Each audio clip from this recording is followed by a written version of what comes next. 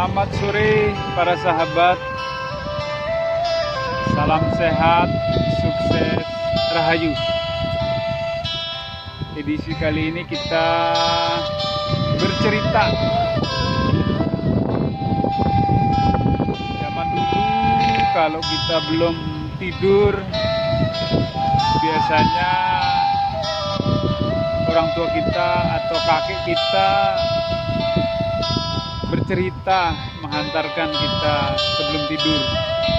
Nah, sahabat-sahabat sekalian, saya ingin mengulang cerita. Dulu kakek saya sering ngajak saya nginep di sawah. Yaitu cerita bumi Sasak Lombok sebetulnya. Tapi ini memiliki nilai universal yang luar biasa.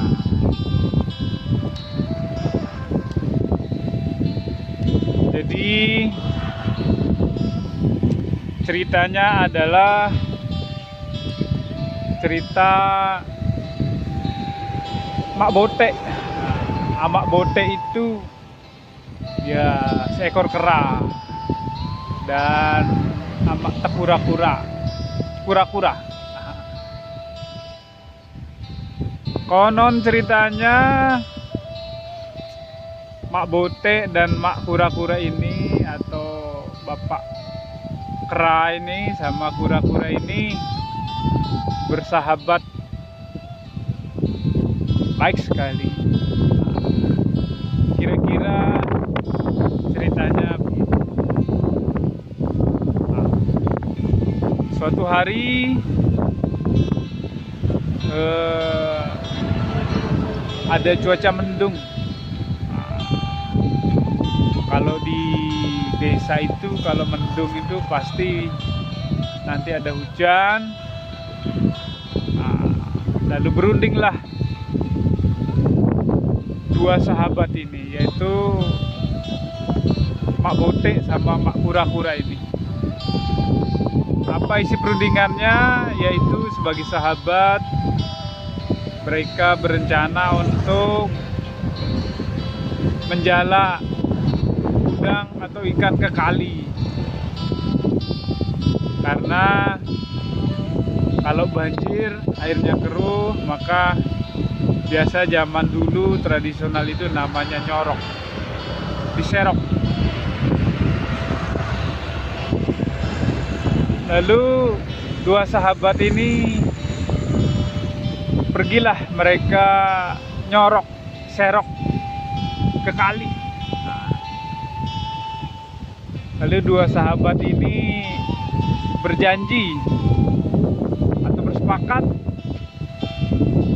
siapa yang tukang seroknya, siapa yang membawa hasil tangkapan.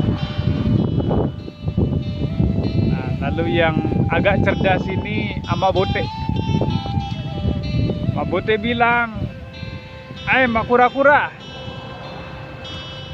kamu aja yang nyerok udangnya atau ikannya yang turun ke kali.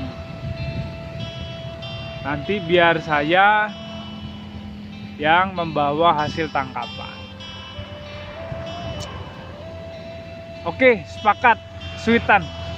Akhirnya berangkatlah mereka ke kali untuk menangkap ikan.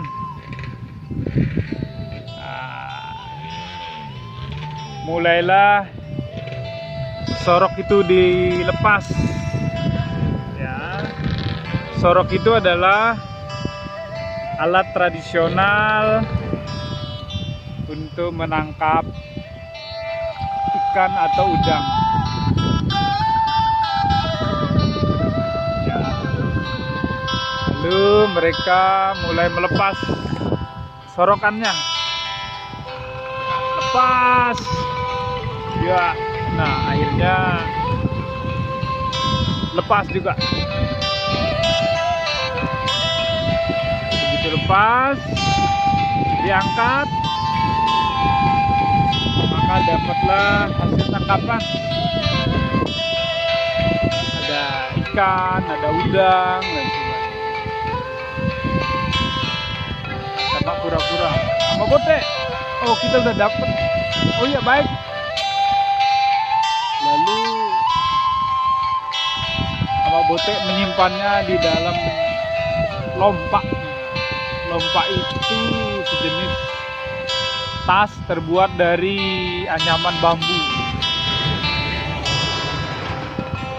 Oke, lepas lagi, terus berjalan ke arah gunung. Jadi melepaslah, sorok lagi, lepas, angkat lagi, dapat.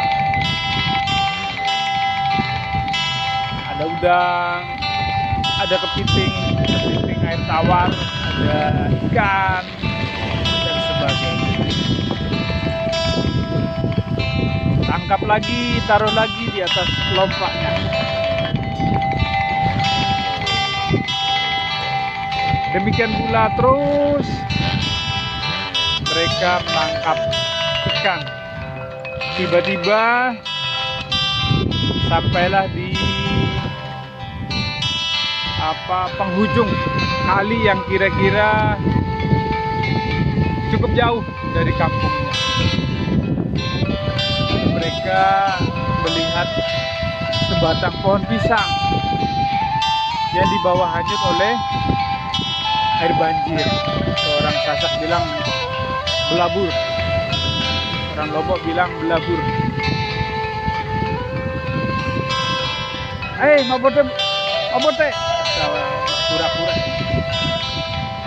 Ada pohon pisang. Oh baik, kita ambil aja. Nah, kebetulan si mabote ini dia memang makanannya ya pisang. Dia membayangkan kalau nanam pisang nanti mendapatkan buah.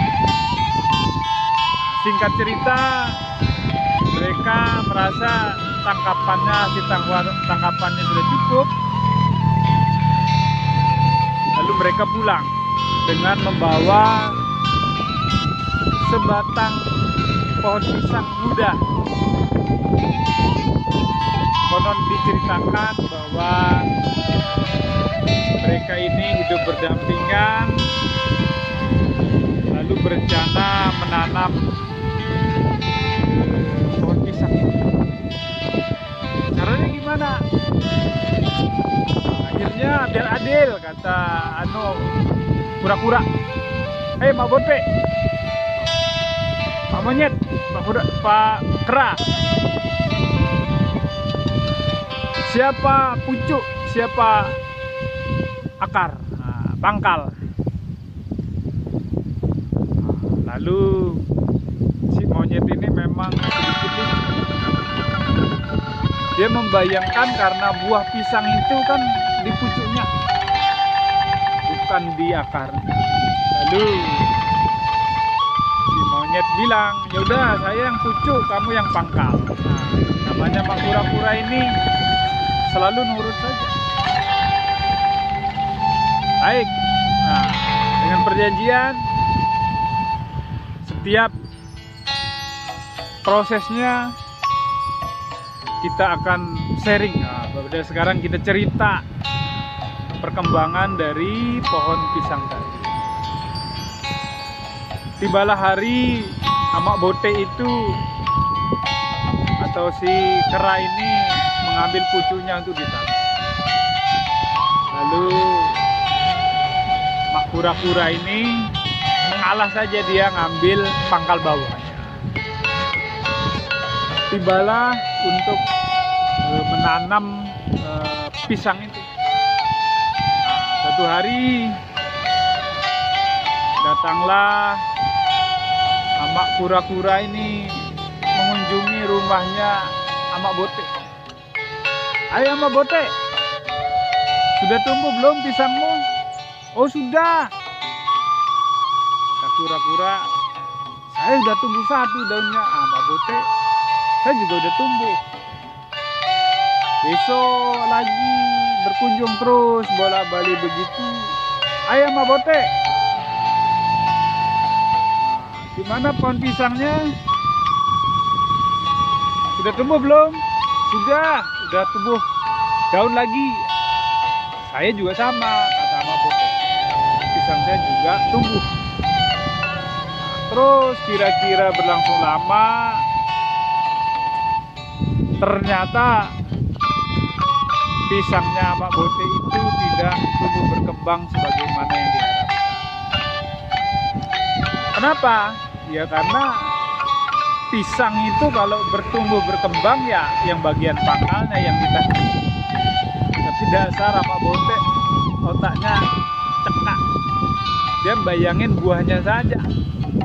Ya memang pisang itu yang lebih dekat dengan buahnya ya pucunya, bukan pangkalnya. Dasar Mak Bote. Singkat cerita, apa yang terjadi? Maka yang berbuah adalah pisang miliknya Amak Kura-Kura. Karena sebagai kesepakatan di awal, pisang siapapun yang berbuah nanti kita saling bagi. Lalu singkat cerita, pisangnya sudah waktunya dipanen. Ya, sudah waktunya dipanen. Pada saat panen terjadi kesepakatan lagi. Sweetan. Ayo Mak Kura-Kura, kata Mak Bote. Kita panen pisangnya. Boleh. Siapa yang naik? Siapa yang nunggu di bawah? Monyet ini memang licik dia. Nah, dia bisa manjat, diakalin tuh kura-kura. Ya udah gini aja Mbak Kura-Kura. Kan kamu nggak bisa manjat, biar saja yang naik. Oh baik. Si kura-kura ini sabar. Orangnya sabar, dia apa-apain juga sabar, selalu mengalah. Akhirnya tibalah waktunya pisangnya udah ranum, udah siap dipanen. Udah siap dipanen. Akhirnya monyetnya naik. Mak Bote ini manjat naik. Pada saat sudah di atas, si monyet ini mulai atur strategi. Wah, di otaknya bagaimana dia memakan pisang ini sebanyak-banyaknya. Bahwa monyet itu lambang pikiran yang liar. Si kura-kura ini kan memang lambat, tapi dia melambangkan pisang. Pada saat mulai dipetik, si kura-kura ini bengong aja menunggu di bawah. Lalu dia penasaran. Hai, Mak Bote, mana pisangnya?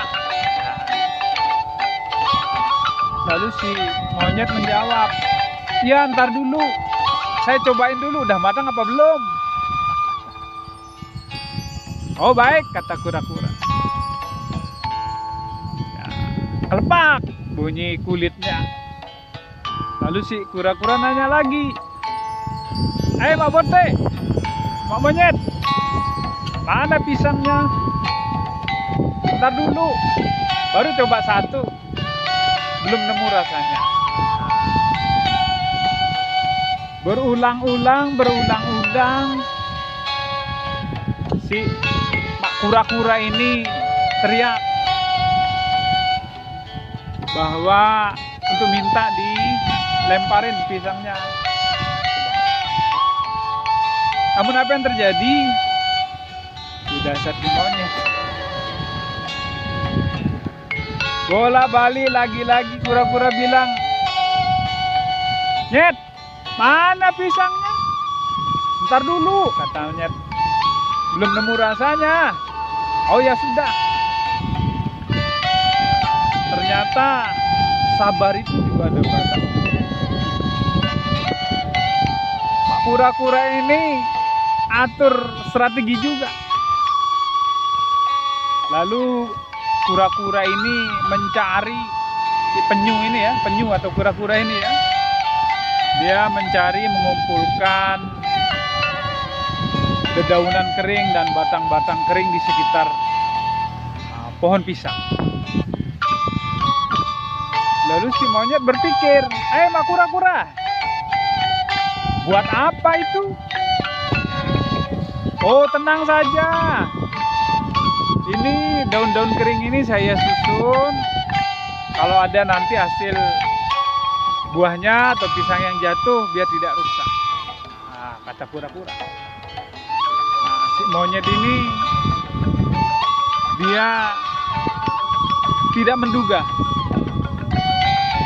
dan terus memakan buah pisang hampir sampai habis. Ya, namanya monyet ini kan melambangkan kerakusan juga. Jadi dia terus memakan, saking asiknya memakan buah pisang. Diam-diam si kura-kura di bawah mencari api.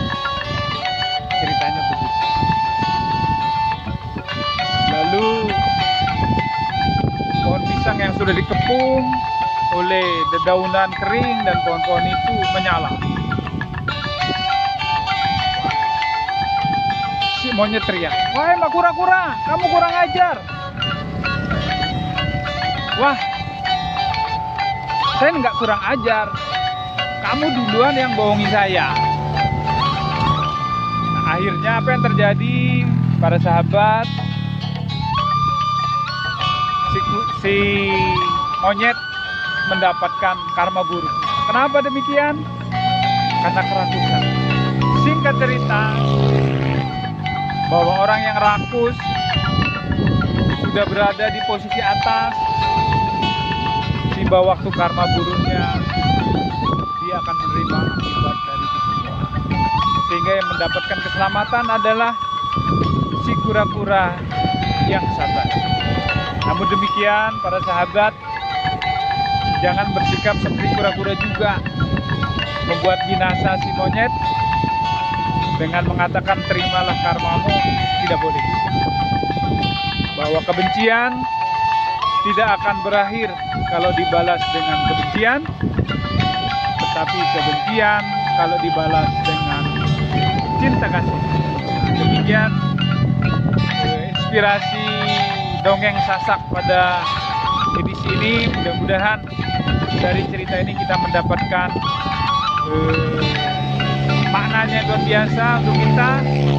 Maka dalam bersahabat kita saling mengerti, saling menghargai, saling menghormati. Jangan ada dusta di antara kita. Mantap.